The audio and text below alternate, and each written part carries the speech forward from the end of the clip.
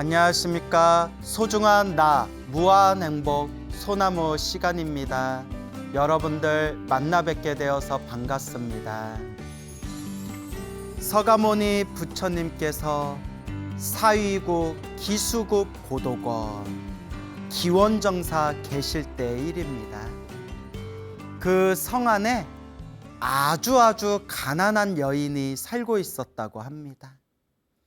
항상 배고프고 굶주리고 그 어디에도 의지할 곳이 없었던 아주 고독하고 외로운 가난한 여인이 살고 있었습니다. 그 여인의 이름은 난타라는 이름을 가진 여인이었다고 합니다. 이 가난한 여인이 성 안에서 구걸을 하고 있을 때 위로는 왕에서부터 아래로는 일반 서민에 이르기까지 수많은 모든 사람들이 부처님과 스님들께 정성스럽게 공양 올리는 모습을 보고 난타가 문득 이런 생각을 합니다. 저 사람들은 저렇게 복을 짓기 위해서 부처님과 수많은 스님들께 공양을 저렇게 올리는데 나는 전생에 무슨 업보를 지었기에 이렇게 가난한 몸으로 태어났을까? 어쩜 이렇게 가난하게 태어났을까?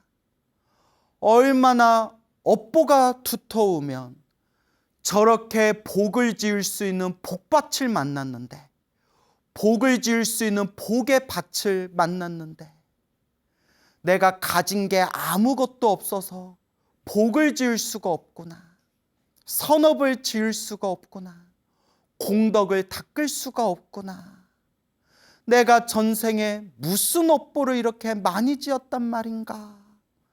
이 난타라는 가난한 여인은 마음에 크나큰 슬픔을 느끼면서 그래, 지금이라도 내가 조금이라도 지금 이 순간 조금이라도 내가 복을 지어야 되겠다. 선업을 지어야 되겠다. 공덕을 지어야 되겠다. 라는 마음을 일으키게 됩니다. 사방을 돌면서 구걸해서 하루 동안 구걸한 것을 싹 모아서 돈으로 바꿨더니 동전, 일전, 하나의 동전인 일전을 얻었다고 합니다. 그 동전 하나를 들고 그 일전을 들고 기름집에 가서 기름을 얻고자 그 기름을 사고자 그 기름집에서 동전 하나를 주면서 요 돈만큼 저에게 기름을 주십시오라고 난타라는 여인이 부탁을 합니다.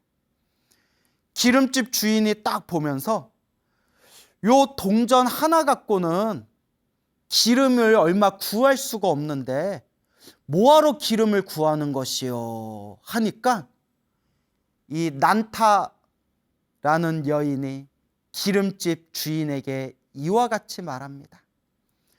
제가 너무나 복이 없어서 지금 이 순간 조금이라도 복을 지으려고 기름을 구해서 그 기름 위에 등불을 켜고 부처님께 공양 올리고자 제가 기름을 구하려는 것입니다. 오, 참으로 훌륭합니다. 참으로 훌륭합니다.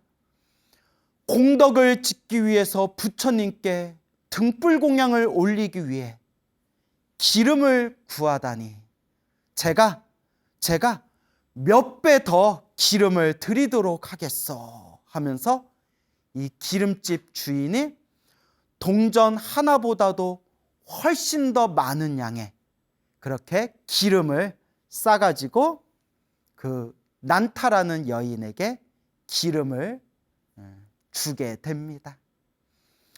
난타는 그 기름을 모아가지고 등불에 심지에 불을 켜서 그 등불, 환한 등불을 부처님이 계신 기원정사에 부처님께 공양 올리는 마음으로 정성껏 그 등불 공양을 올리게 됩니다.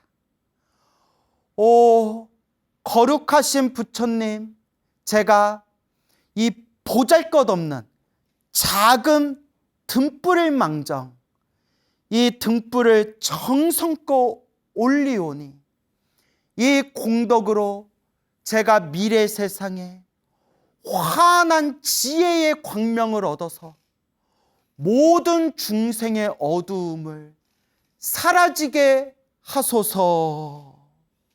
우리 중생들은 부처님께 등불 공양을 올리거나 부처님께 공양을 올릴 때 대부분의 불자들은 저 잘되게 해주세요, 우리 가족 잘되게 해주세요, 우리 잘 먹고 잘 살게 해주세요, 사업 성취하게 해주세요, 이렇게 개인적인 소원을 비는데, 이 난타라는 여인은 지독하게 가난하고 지독하게 외롭고 고독하고 의지할 곳이 없는 그런 불행한 여인이었지만 부처님께 그 등불 공양을 올리면서 간절하게 발언하기를, 저 부자 되게 해주세요, 돈 많이 벌게 해주세요, 저 모든 일이 술술 풀리고 잘 먹고 잘 살게 해주세요, 요런 개인적인 욕망의 소원이 아니라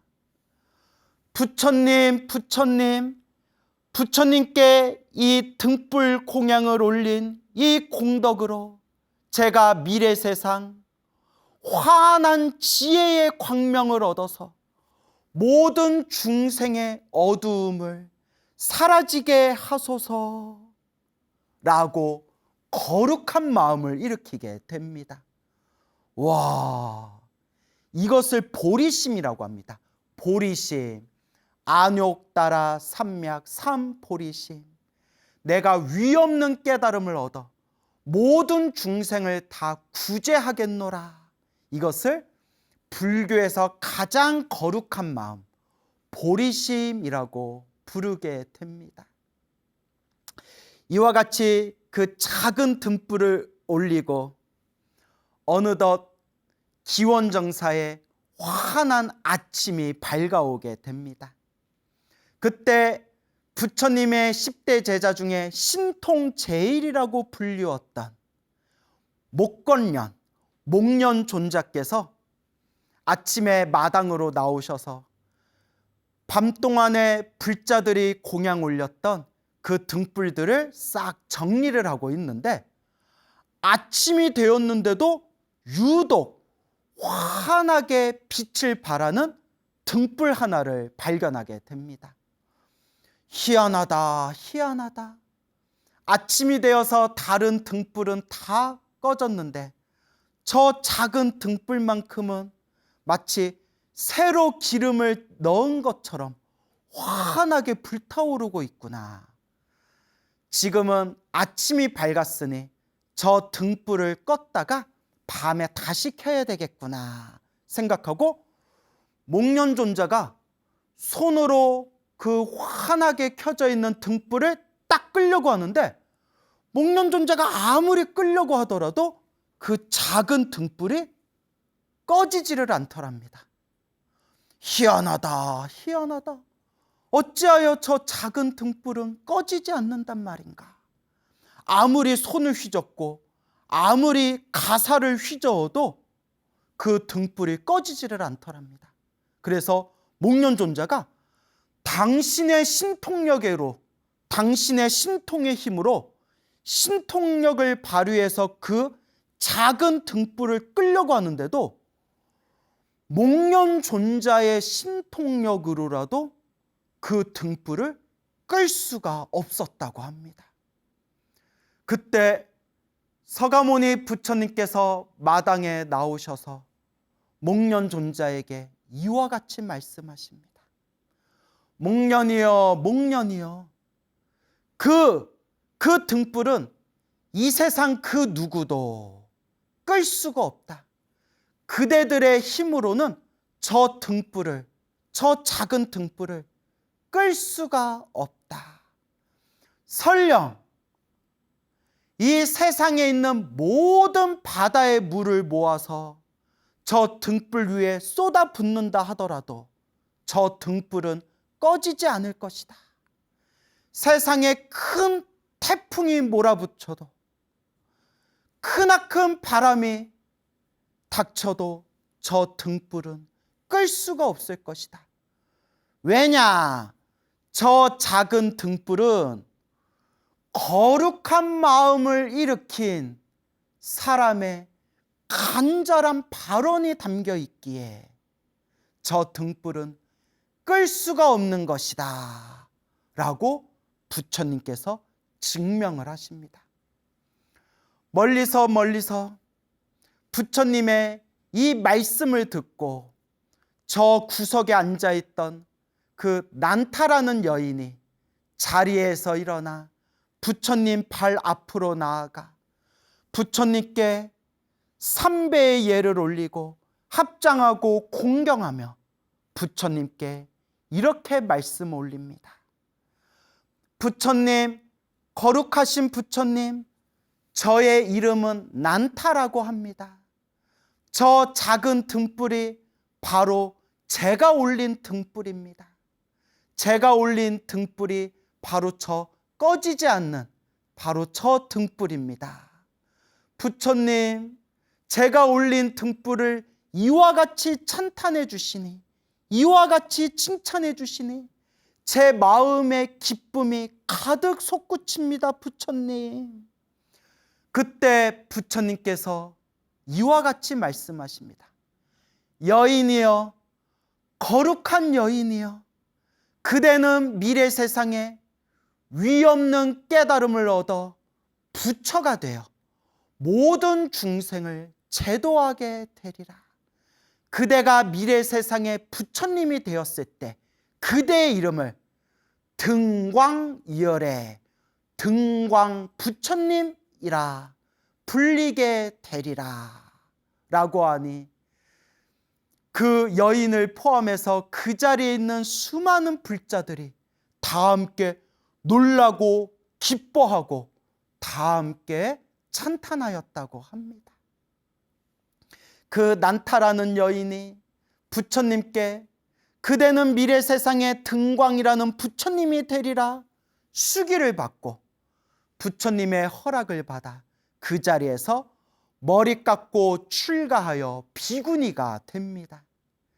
비구니가 되었을 때 저 가난한 난타라는 여인이 부처님께 등불 공양을 올리고 미래 세상에 등광 부처님이 되실 것이다 수기를 받고 머리 깎고 출가하여 비구니가 되셨다 라는 소식이 성 안에 널리 퍼지자 수많은 사람들이 구름같이 몰려들어 그 난타 비구니에게 공경하고 예배하고 공양을 올리며 다 함께 그 난타 비구니에게 존경을 표했다고 합니다.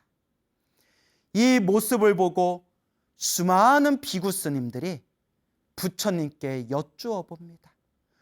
부처님, 저 난타 비구니는 과거 전생에 어떤 인연이 있었기에 이번 생에 이렇게 가난하고 빈천한 여인으로 살다가 작은 등불 공양 하나 올린 공덕으로 부처님께, 서가모니 부처님께 난타 여인이여 그대는 미래 세상에 성불하게 되리라 등광 부처님이라 불리게 되리라 수기를 받고 이 자리에서 머리 깎고 비구니가 된 뒤에는 수많은 사람들에게 공경과 공양을 받게 되었으니 이게 도대체 과거 전생에 어떤 인연이 있었기 때문입니까? 그때 부처님께서 이와 같이 말씀하십니다. 이 모든 게 다 자기가 지은 업의 인연이니라. 수없는 과거 전생에 가섭이라는 부처님이 계셨는데 가섭 부처님 시대 때 어느 한 불심이 깊은 여인이 있었다고 합니다. 이 불심이 깊었던 여인은 큰 부잣집에 부자로서 아무런 부족함이 없이 넉넉하게 부유하게 풍요롭게 살고 있는 불심이 지극한 여인으로서 항상 부처님과 스님들에게 공양 올리고 설법 듣기를 좋아했다고 합니다. 그러던 어느 날 이 부잣집 여인이 가서 부처님과 수많은 스님들을 집에 모셔서 공양을 올리고자 공양청을 청하였다고 합니다. 그때 가섭 부처님께서 거절하셨다고 합니다. 아니, 왜 가섭 부처님이 나의 공양을 거절하신 거지? 왜 내 공양을 거절하신 거지? 하고 알아봤더니 가섭 부처님이 자기보다 먼저 어느 한 가난한 여인에게 공양을 받기로 약속이 되어 있었기 때문에, 선약이 되어 있었기 때문에 가섭 부처님께서 이 부잣집 여인의 공양청을 거절한 것을 이 부잣집 여인이 알게 됩니다. 아니, 그러면 부처님이 나보다 먼저 약속을 하셨으니까 아예 당연히 먼저 약속한 사람이랑 공양청을 받으셔야지. 나는 나중에 며칠 후에 다시 상황을 봐서 다시 부처님과 스님들 모셔서 공양 올리면 되겠다 라고 생각하면 되는데, 그래서 여러분, 교만함이 무서운 겁니다. 교만, 자만심, 교만, 나 잘났다는 마음. 이 부잣집 여인이 교만심을 일으키면서, 아니, 나같이 큰 부잣집, 부자로 살고 있는 내 공양청을 거절하고 저 보잘것없는 가난한 여인의 공양청을 먼저 받으시다니 하면서 무시무시한 아주 더럽고 지저분한 그런 교만심을 일으키면서 그 가난한 여인을 막 비방을 하고 욕을 했다고 합니다. 아우, 부처님도 마음에 안 들어. 아우, 스님들도 마음에 안 들어. 무엇보다 저 가난한 여인이 제일 마음에 안 들어. 어딜 감히 내가 부처님께 공양청을 올리고자 했는데 나보다 먼저 공양청을 올려가지고 얼마나 대단한 여인인가 봤는데 저렇게 보잘것없는 가난한 여인의 공양청을 먼저 부처님이 받으시다니 아우, 못마땅해 하면서 입으로 욕을 하고 비방을 하게 됩니다. 그런데 가섭 부처님께 먼저 공양을 올리고자 약속을 했던 그 가난한 여인이 그냥 가난한 여인이 아니라 부처님의 설법을 듣고 깨달음을 얻은, 아나함이라는 깨달음을 얻은 거룩한 성자였던 겁니다. 소나무에서 자주 말씀드렸죠. 1단계 수다원, 그 다음에 사다함, 그 다음에 아나함, 그 다음에 아라함. 그래서 아라한이 되는 4단계 깨달음의 단계에서 3단계가 아나함인데, 아나함은 아주 깊은 거룩한 성자의 경지입니다. 그 가난한 여인이 부처님의 설법을 듣고 아나함이라는 거룩한 깨달음을 얻은 그런 성자였던 겁니다. 아나함 깨달음을 얻은 그 거룩한 성자였던 가난한 여인을 스스로 교만심에 빠져서 욕을 하고 비방을 했던 그 업보로 그 부잣집 여인은 수없는 생 동안 사람으로 태어날 때마다 저렇게 가난하고 빈천한 업보를 받은 것이다. 여러분, 업을 무섭게 여겨야 됩니다. 인과 업보를 무섭게 여겨야 됩니다.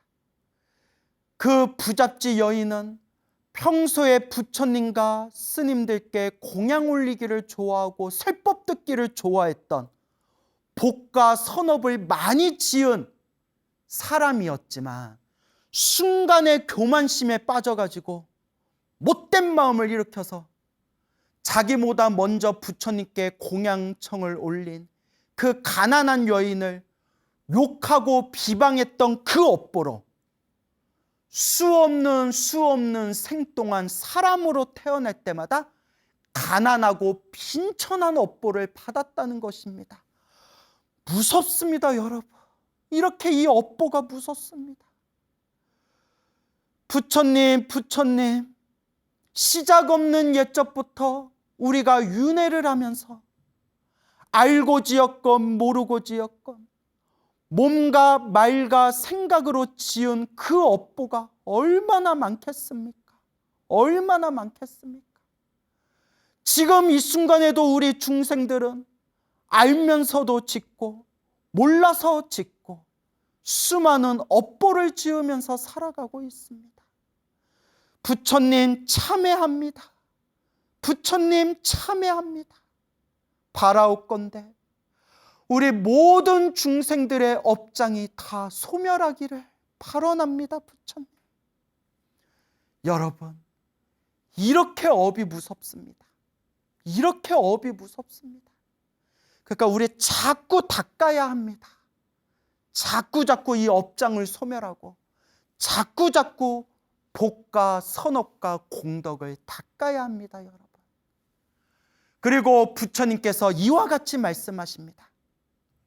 그대들이여, 그 가섭 부처님 시대 때 부잣집 여인은 아나함과를 얻은, 거룩한 깨달음을 얻은 그 가난한 여인을 욕하고 비방했던 그 업보로 사람으로 태어날 때마다 가난하고 빈천한 업보를 받았지만, 가섭 부처님 시절에 부처님과 스님들께 공양 올렸던 공덕과 설법 듣기를 좋아했던 공덕의 힘이 있었기에 결국 이번 생에 서가모니 부처님을 만나게 되었고, 착한 뿌리의 인연을 일으켜서 석가모니 부처님께 정성스럽게 등불 공양을 올리고자 거룩한 마음을 내게 되었고, 서가모니 부처님께 정성스럽게 등불 공양을 올릴 때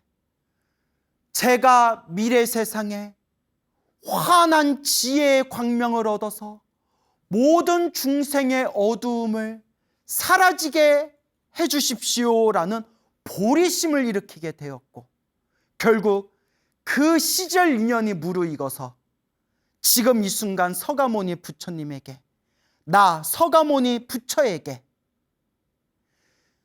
여인이여, 난타 여인이여, 그대는 미래 세상에 등광열애라는 부처님이 되어 널리 중생을 제도하게 될 것이다, 수기를 받을 수가 있었던 것이다 라고 부처님께서 법을 설하시니, 그 자리에 있는 수많은 불자들이 다 함께 기뻐하고 찬탄하면서 모두 다 함께 놀라워하였다라는 이야기가 부처님 팔만대장경에 자세히 전해지고 있습니다.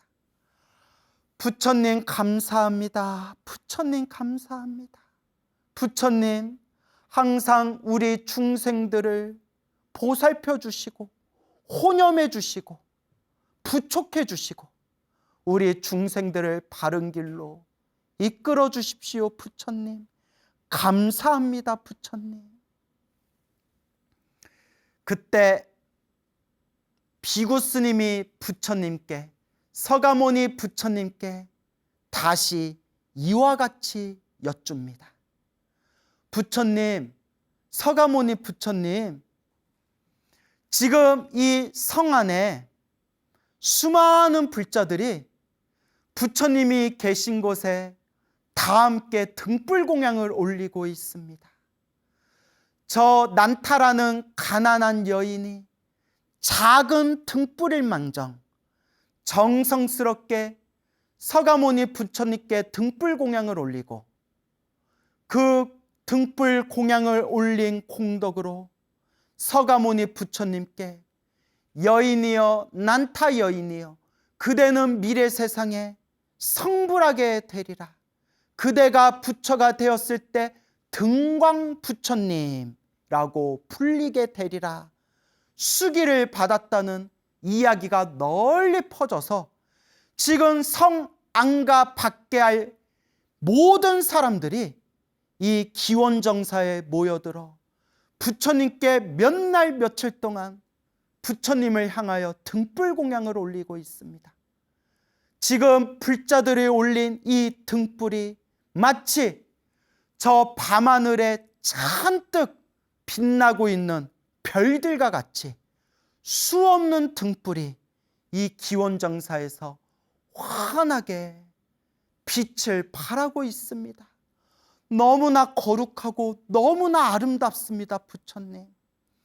그런데 부처님은 과거 전생 어떤 인연이 있었기에 이와 같이 수많은 사람들에게 등불 공양을 받을 수 있는 것입니까? 어떤 전생의 인연이 있는 것입니까, 부처님? 그때 서가모니 부처님께서 이와 같이 말씀하십니다. 들어라, 자세히 들어라. 그대들을 위해서 나 서가모니 부처가 과거 전생에 지었던 등불 공덕의 전생 이야기를 들려주겠노라. 자세히 들어라.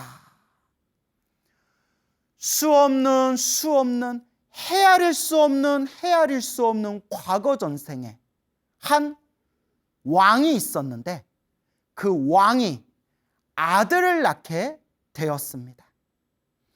그 아들은 태어날 때부터 30 이상 80종호 32가지의 큰 특징과 80가지의 작은 특징을 가진 30 이상 80종호와 온몸에 황금빛 광명이 뿜어져 나오는 거룩하고 아름다운 몸과 함께 요 정수리에 환하게 빛나는 보석과 같은 구슬이 정수리에 딱 붙어가지고 태어나게 되었다고 합니다.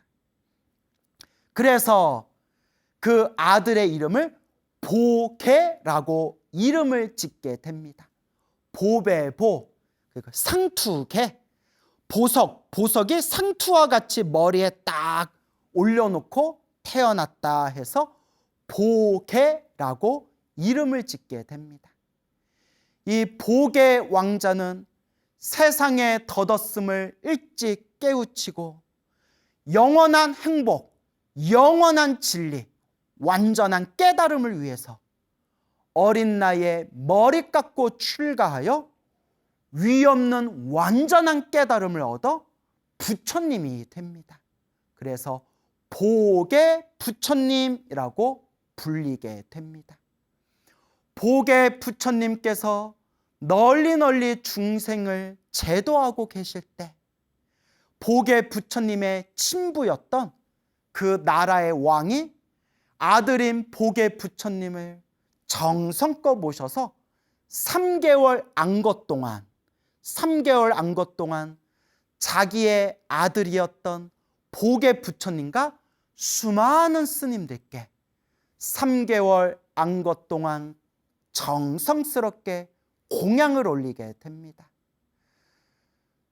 그때 그 성 안에 성우라는 비구 스님이 살고 있었다고 합니다.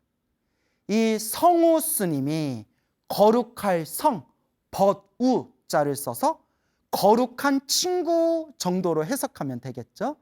거룩한 친구라는 뜻을 가진 이 성우 비구 스님이 3개월 안것 동안 매일매일 부처님과 스님들을 위해서 등불 공양을 올리고자 매일매일 성 안에 들어가서 수많은 사람들을 찾아다니면서 등불 시주를 얻고자 그렇게 탁발을 다녔다고 합니다. 그때 저 성 안에 높은 곳에서 살고 있던 모니라는 이름을 가진 공주가 있었는데 높은 성 위에서 항상 이렇게 성 밑에를 매일매일 쳐다보다가 그 성우 비구 스님이 성 안에 들어와서 수많은 사람들을 찾아다니며 탁발을 하고 있는 모습을 보고 호기심이 생깁니다. 저 스님은 왜 저렇게 사람들을 만나고 자꾸 대화를 하면서 무언가를 왜 저렇게 요구하는 걸까? 뭐 때문에 저러지? 하루도 안 빠지고 매일매일 성 안에 들어와서 자꾸 무언가를 요구하는데 뭐가 필요하길래 그렇지?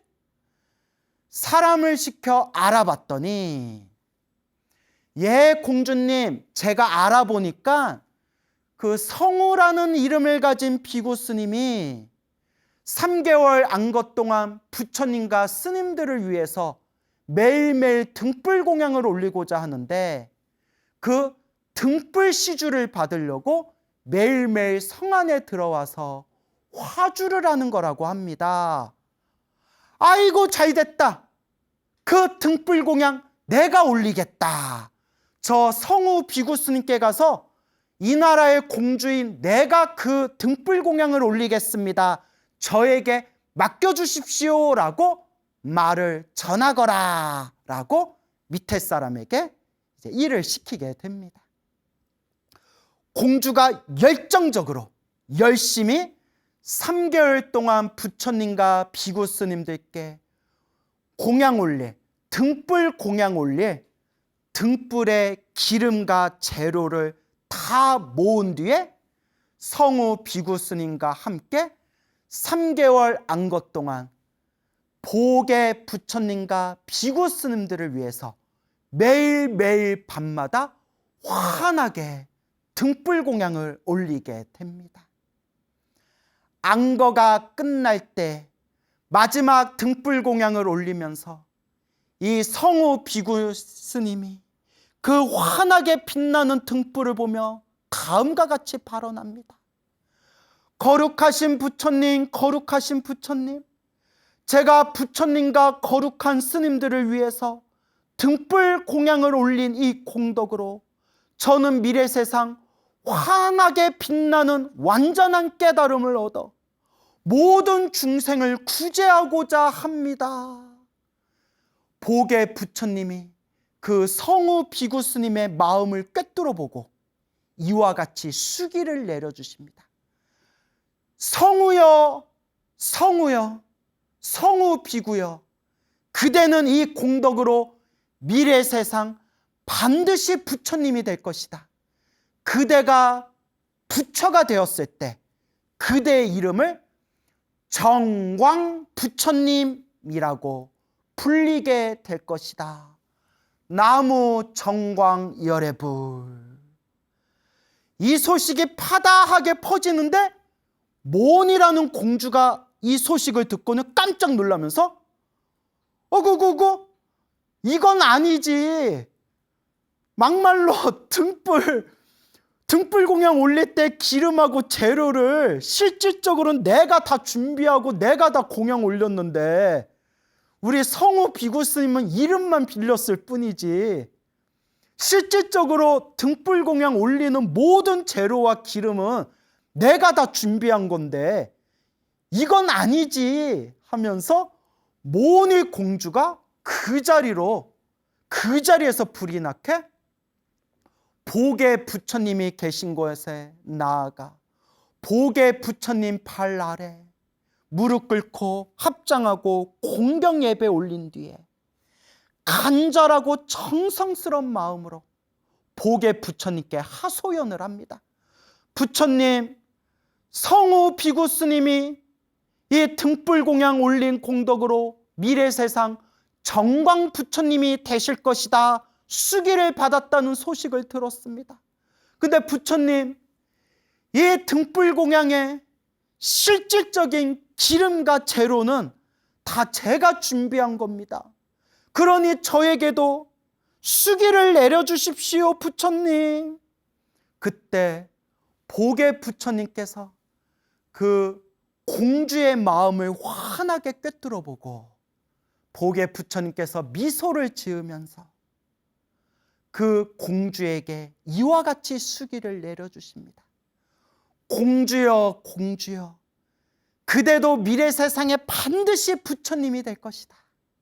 그대가 머나먼 미래 세상에 부처님이 되실 때 그대 이름을 석가모니 부처님이라 불리게 될 것이며 석가모니라는 이름으로 널리 중생을 제도하게 될 것이다 라고 보게 부처님께서 증명하시니 그 자리에 있던 공주와 불자들과 수많은 스님들이 다 함께 기뻐하고 찬탄하며 모두가 다 함께 놀라워했다라고 서가모니 부처님께서 과거전생 이야기를 들려주십니다.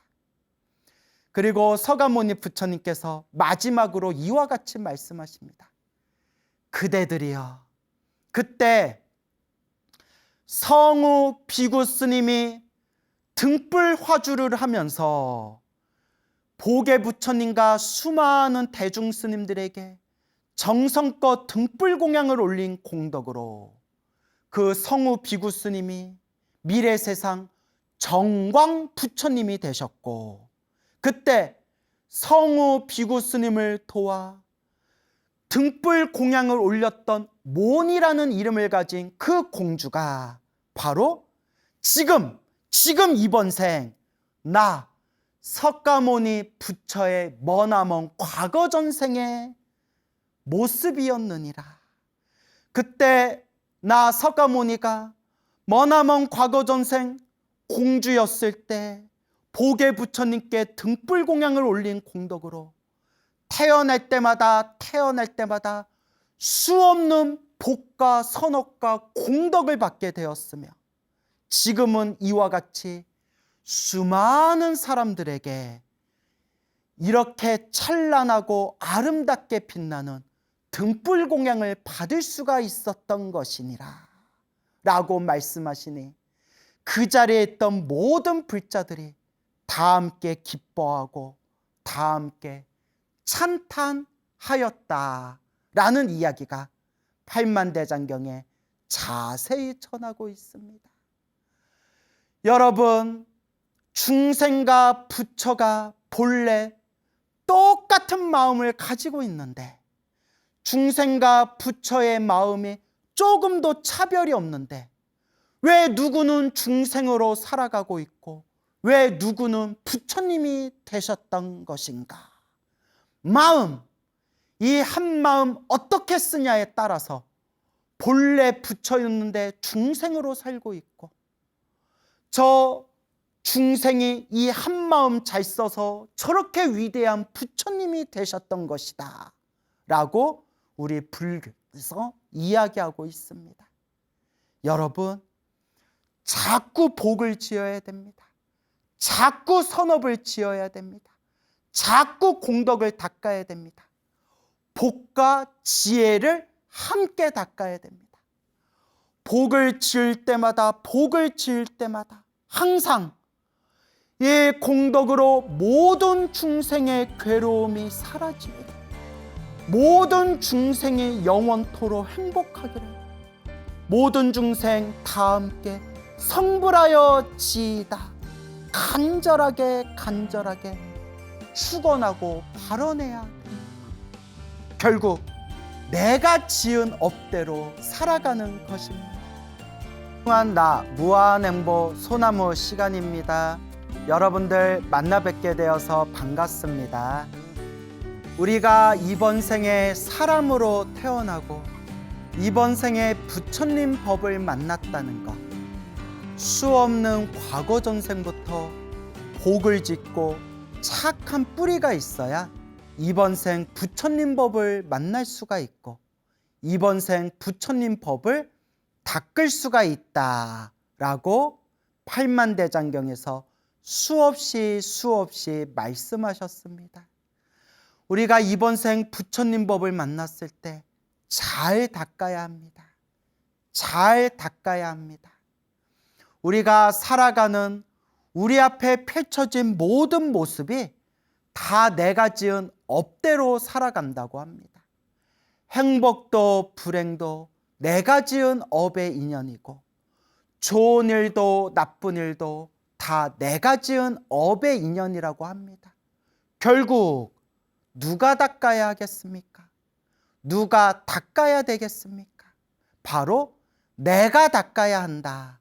나 자신이 닦아야 한다. 라는 것을 명심하셔야 됩니다. 우리가 살고 있는 이 세계를 사바세계라고 합니다. 사바세계, 참아야만 살 수 있는 세계라는 뜻입니다. 우리가 살아가는 이 중생세계는 너무나 괴로움이 가득하기에, 고통이 가득하기에 참으면서 살 수밖에 없다는 뜻입니다. 힘들고 괴롭고 답답한 이 세계를 살아갈 때 우리가 의지할 수 있는 최고의 의지처는 바로 부처님, 부처님이십니다. 여러분, 좋은 일이 생기든 나쁜 일이 생기든 다 내가 지은 업의 인연이고, 힘들고 괴롭고 답답한 일이 생길 때 더욱더 간절히 부처님을 의지하시기 바랍니다. 부처님을 믿고 의지하면서 분명히 우리 부처님께서 우리들에게 은혜와 가피를 주신다는 것을 생생하게 마음으로 체험하고 깨우치시기 바랍니다. 부처님은 늘 우리와 함께하고 계신다. 부처님의 은혜와 가피는 지금 이 순간에도 환하게 빛나고 계신다. 단, 그 부처님의 은혜와 가피를 받을 수 있는 것은 결국 내 스스로 닦고 닦아야 한다. 결국 내가 닦아야 한다.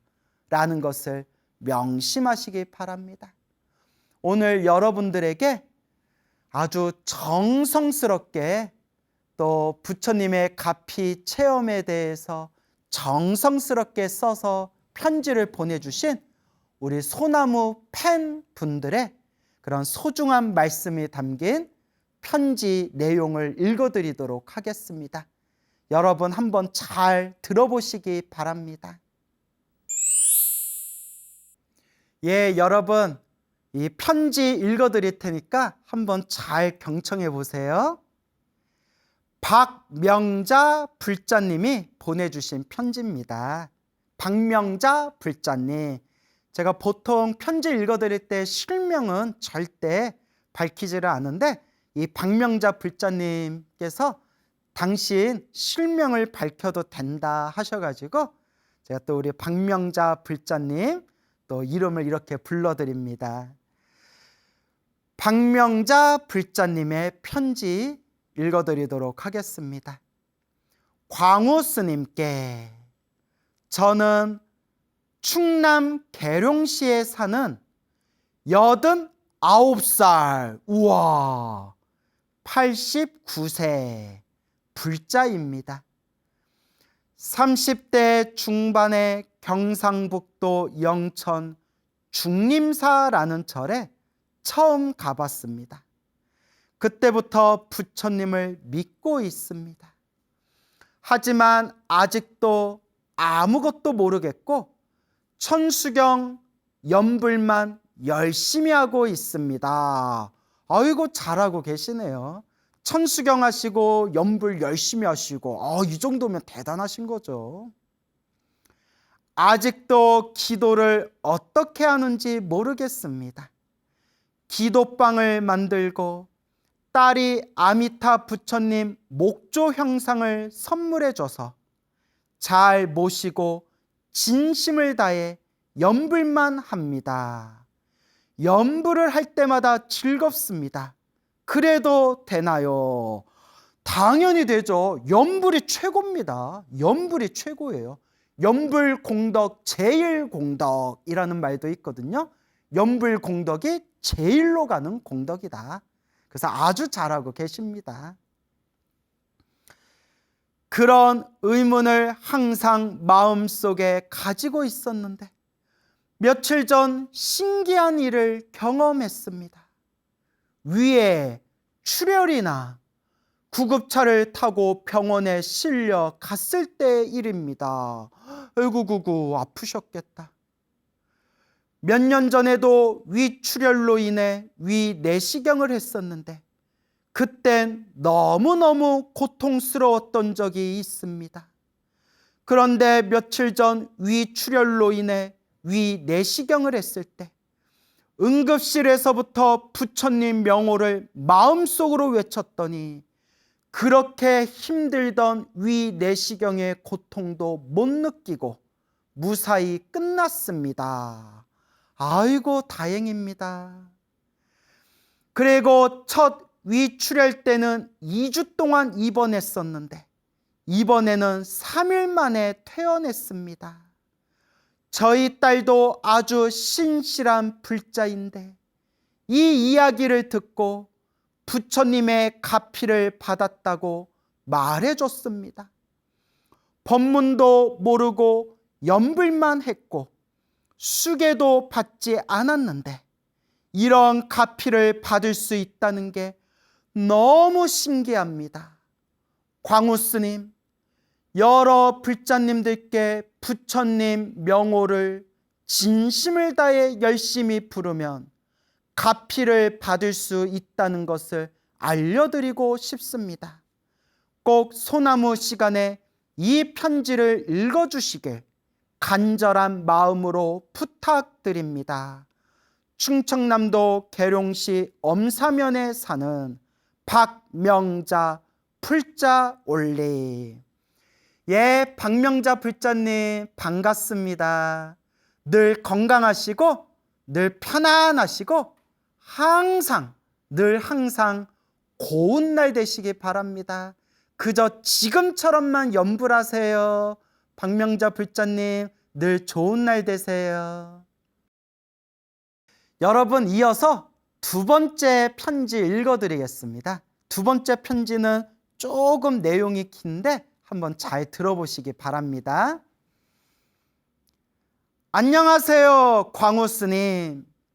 저는 경기도 의정부시에 살고 있는 30대 중후반 거사입니다.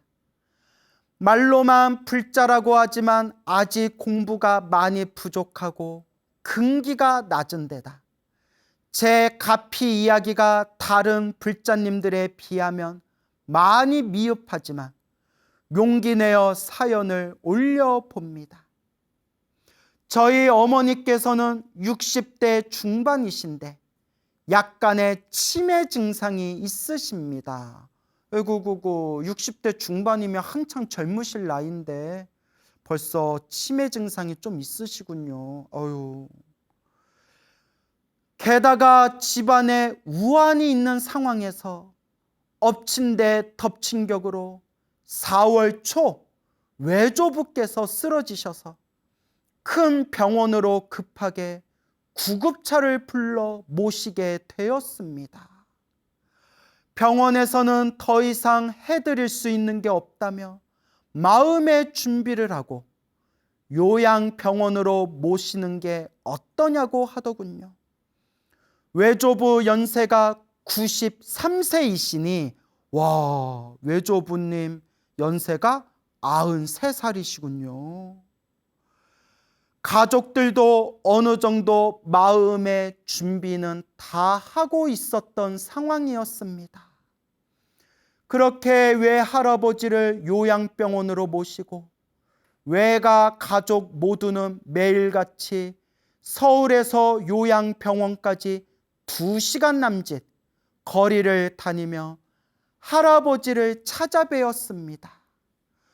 저희 집이 요양병원과 그나마 가까워 외가 식구들이 저희 집에 다 모이면 제가 가족들을 모시고 운전해서 요양병원으로 다니곤 했습니다.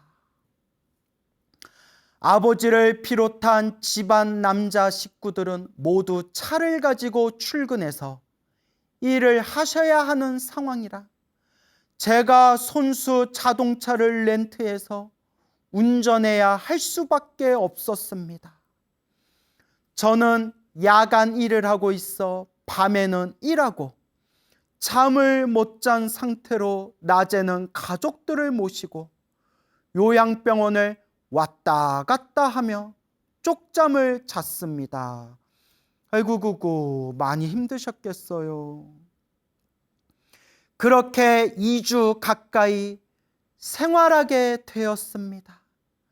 그런데 어느 날 비뇨기 계통 쪽에 약간의 불편감이 느껴져서 문제가 있는 것 같아 직장 근처 동네 비뇨기과 병원에 가서 검사를 했습니다. 기본적인 검사와 피검사, 조직검사를 하며 간단한 시술을 하게 되었는데 결과는 3일 뒤에 나온다고 하더군요.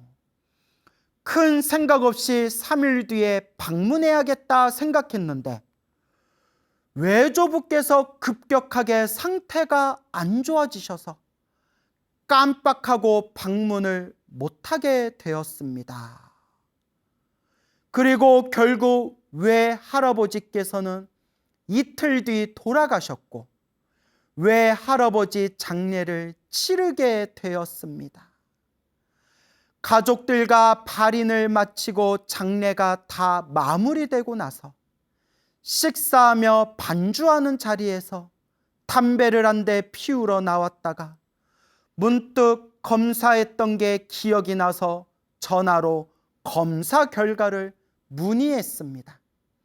그런데 의사 선생님께서 조직검사에서 암으로 보이는 종양 유형의 이상 소견이 보인다는 말씀을 하셨습니다.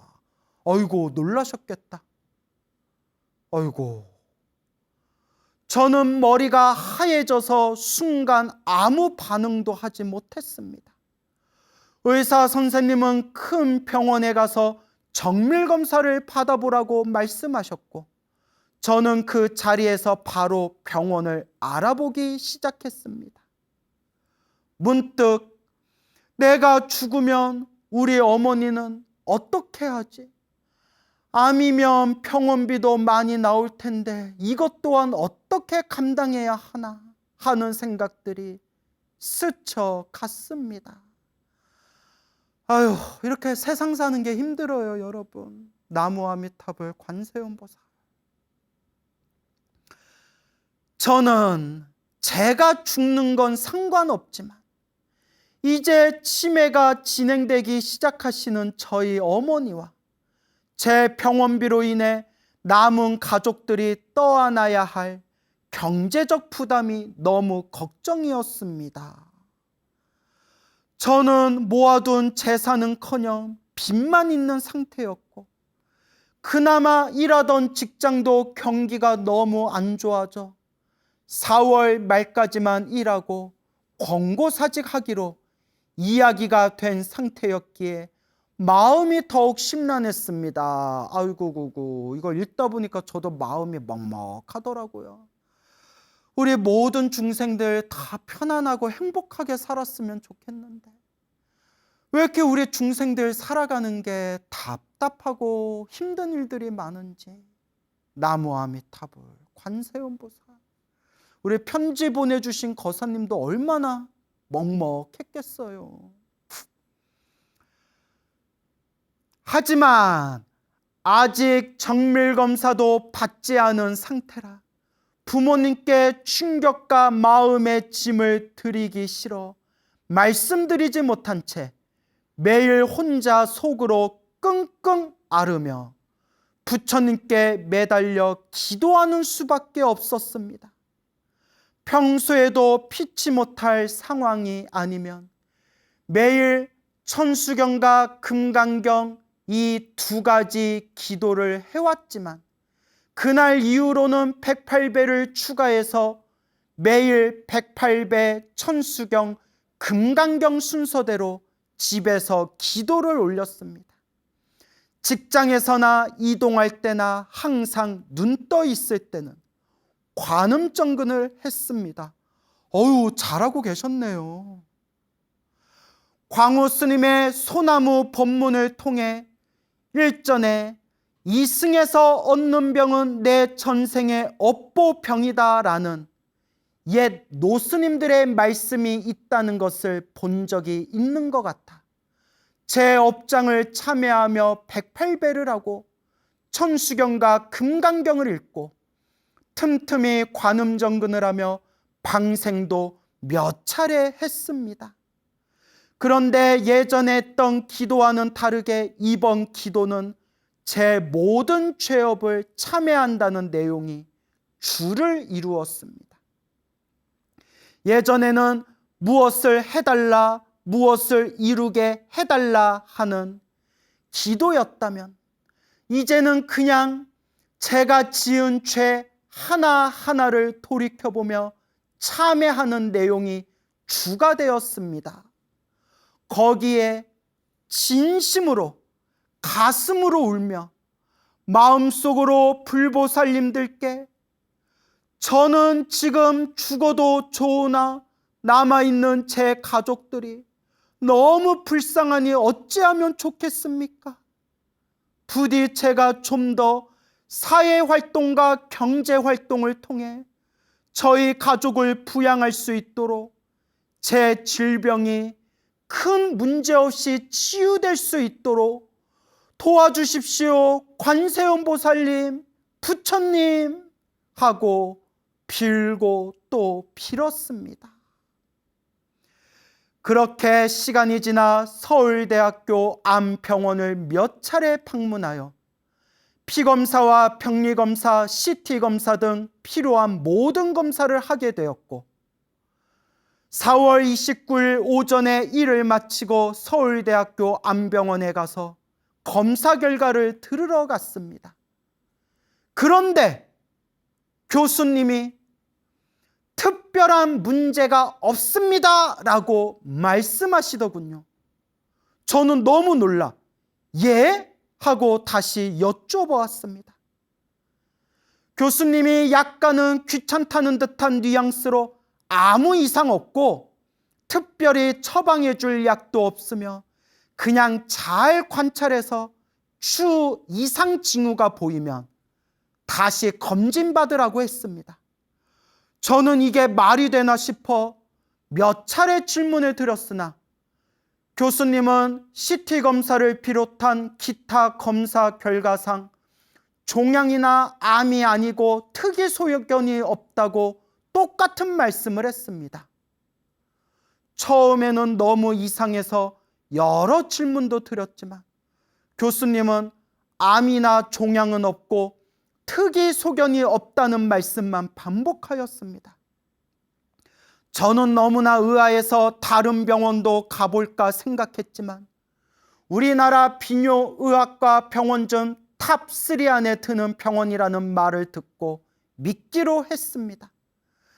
그렇게 병원을 나와 너무나 기쁜 나머지 저는 마음속으로 부처님, 관세음보살님 너무 감사합니다 라고 계속 감사의 말씀을 드리며 집에 왔습니다. 와, 너무 감사합니다. 부처님, 관세음보살님 너무 감사합니다. 그리고 집에 오자마자 이 사연을 소나무에 보내고자 적게 되었습니다.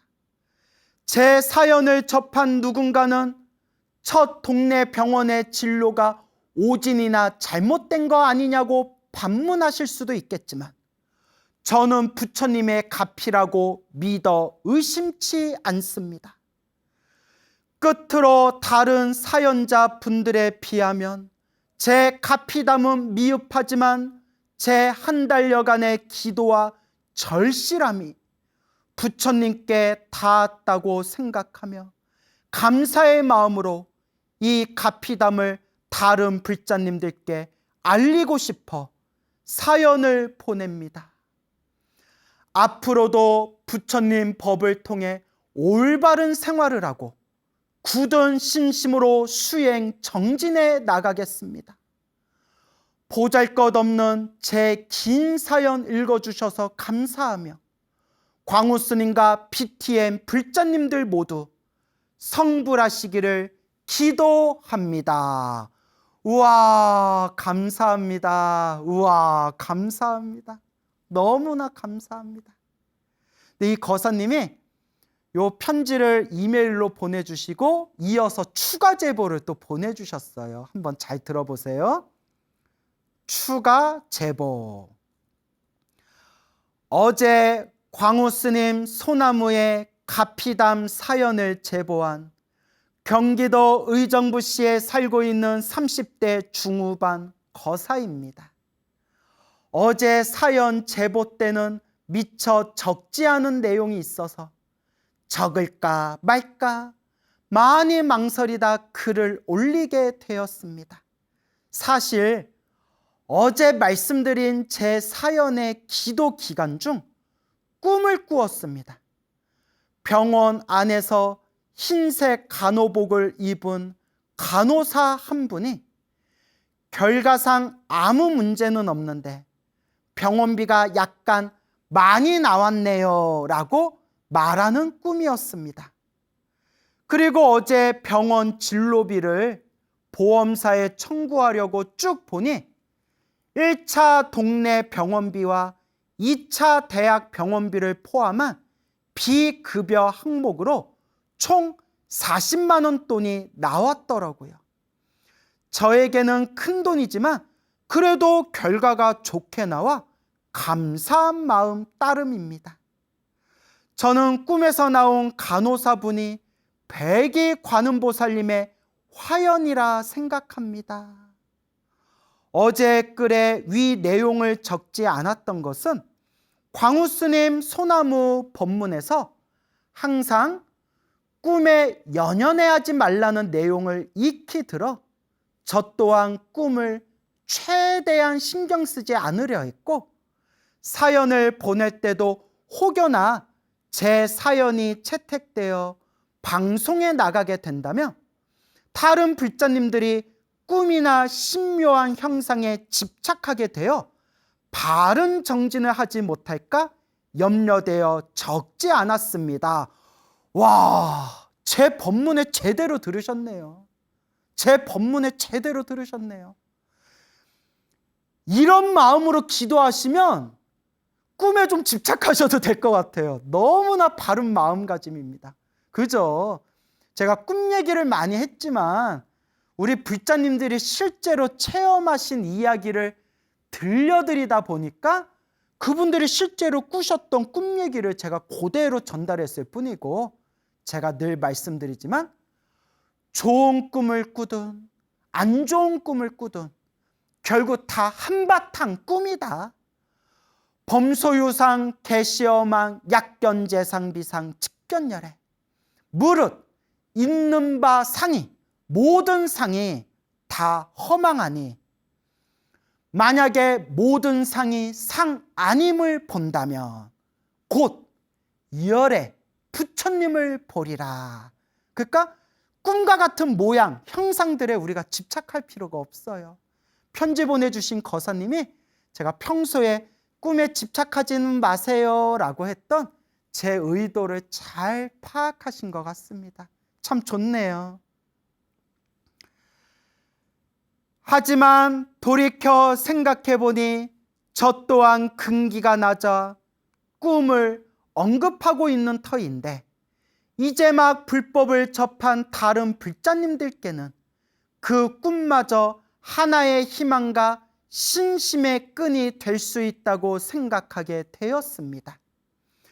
꿈을 통해서라도 불법을 접하고 신심을 키울 수 있게 된다면 그 또한 부처님 법으로 향하는 하나의 방편이라고 생각하여 추가적으로 글을 보내드립니다. 잘하셨습니다.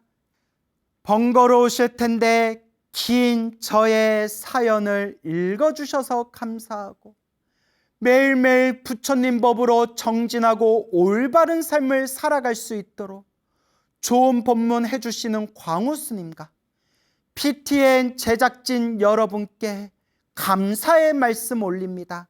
감사합니다 라고 보내주셨습니다.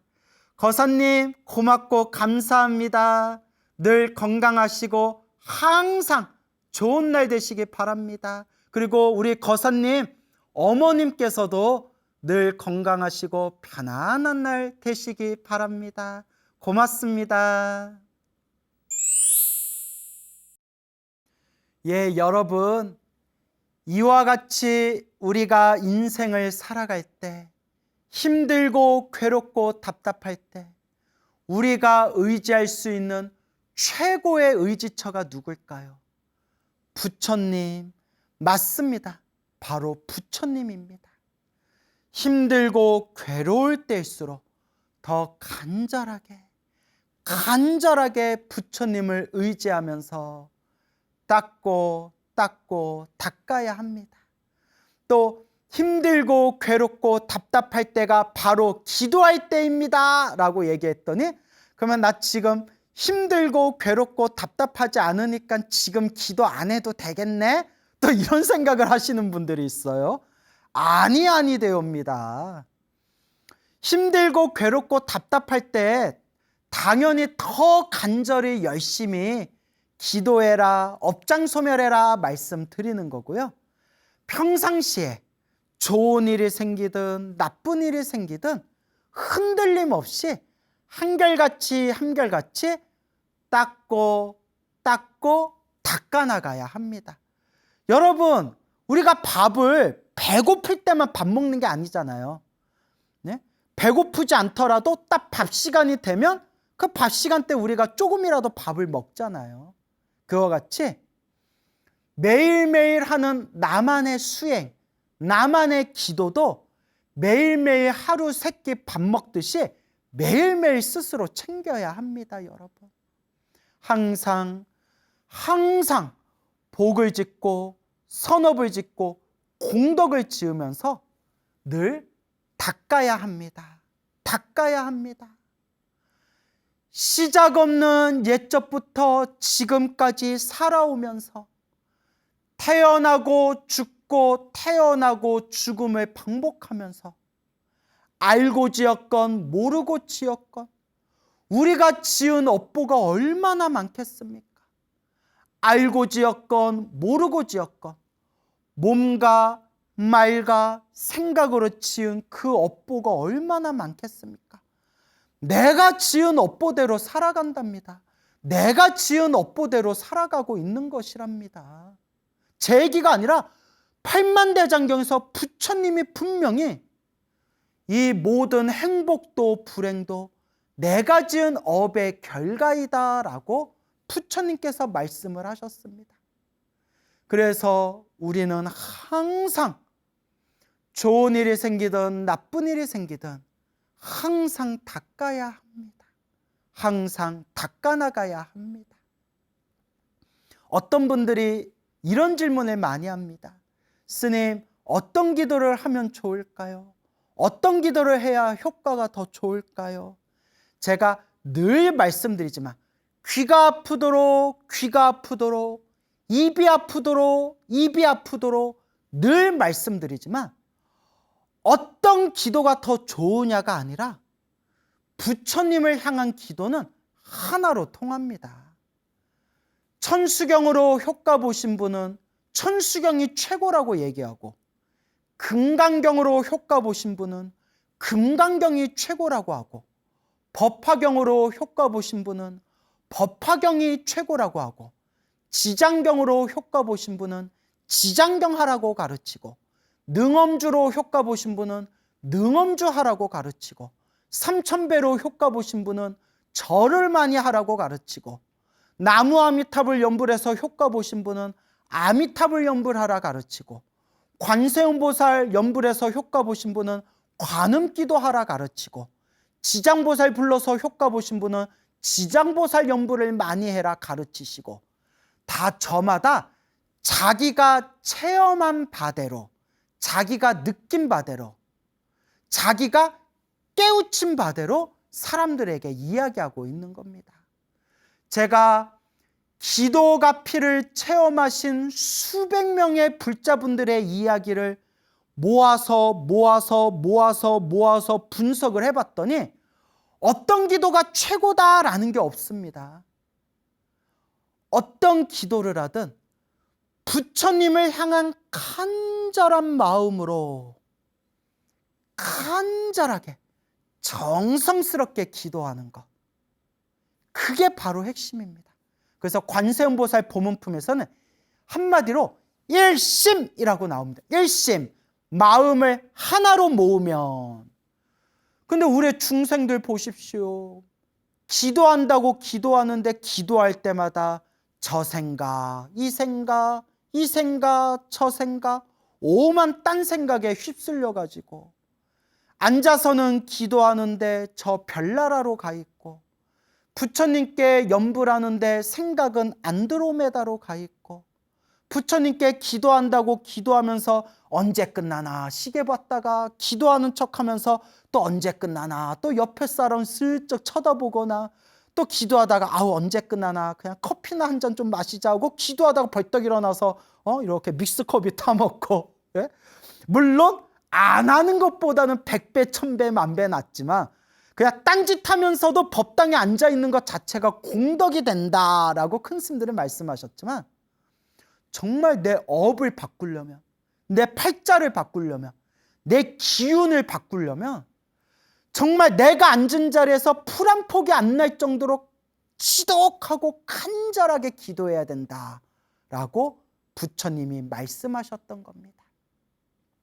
그래서 예스님들이 뭐라고 하셨냐면, 간절하게 정성스럽게 기도하는 법을 모르겠으면, 그게 안 되면 양으로 승부하라 라고 하셨어요. 양으로 승부하라.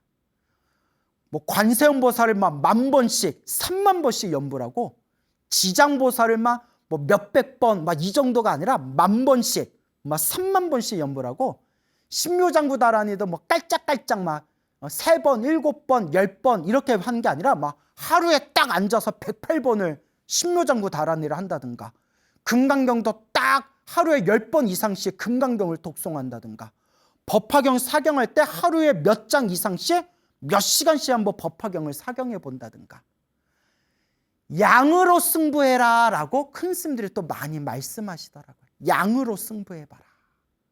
그래서 제가 늘 불자님들께 드리는 이야기가 있습니다. 여러분, 가피 받고 싶죠? 부처님 은혜 받고 싶고 가피 받고 싶죠? 깔짝깔짝 기도하면 가피도 깔짝깔짝 오고, 간절하고 정성스럽게 기도하면 가피도 크게 옵니다. 은혜와 가피도 크게 옵니다 라는 말씀을 자주자주 드립니다. 여러분, 우리 중생이 살아가는 이 사바세계 힘들고 괴롭고 답답한 일들 속에서 그래도 우리가 부처님 법을 만나서 부처님께 의지하면서 살아갈 수 있으니 얼마나 다행입니까? 얼마나 고맙습니까? 얼마나 감사합니까? 그래서 저도 매일매일 염불하고 매일매일 저만의 기도를 할 때마다, 기도하는 중간에 기도를 마칠 때마다 저도 모르게 부처님 감사합니다, 부처님 감사합니다 라는 마음이 저절로 솟구칠 때가 있습니다. 내가 부처님 법을 안 만났으면 이 사바세계에 얼마나 더 방황하면서 살았을까? 내가 부처님 법을 안 만났으면 얼마나 내가 몸과 말과 생각으로 안 좋은 업보도를 지으면서 나 잘났다, 나 잘난 맛에 살면서 얼마나 방황하면서 살았을까? 부끄럽고 부끄럽고 참으로 부끄러울 따름입니다.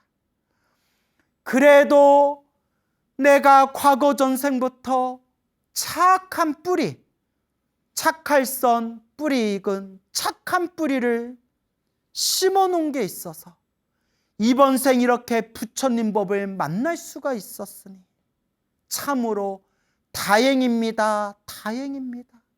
감사합니다. 감사합니다. 부처님, 이번 생 부처님 법을 만났을 때 제가 이번 생 염불 열심히 해서 제가 이번 생에는 제가 꼭 우리 아미타 부처님이 계시는 성불대학교 극락세계로 제가 꼭 가겠습니다 라고 부처님께 발언합니다.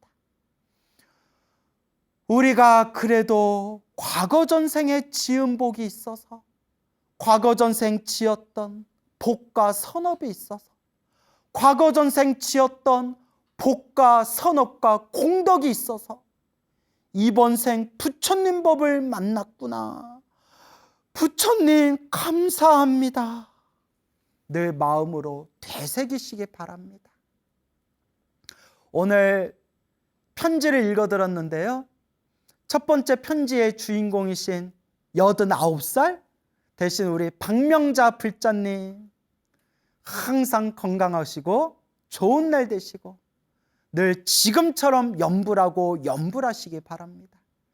그리고 두 번째 편지를 보내주셨던 우리 젊은 거사님, 어머니께서 치매 증상이 좀 있다고 하셔서 걱정을 하시는데 우리 어머님 되시는 보살님께서도 더 건강하시고 더 좋은 쪽으로 더 발전하시기 바라고요. 그리고 두 번째 편지 보내주신 거사님도 항상 편안하고 좋은 날 되시기를 바라며 지금처럼 지금 같은 마음으로 기도하고 기도하면서 이번 생 업장을 잘 소멸하고 이번 생 공덕을 잘 지어나가시길 바랍니다. 그리고 이 소나무를 보고 계시는 모든 불자님들도 항상 부처님 가피가 충만하시기를 바랍니다.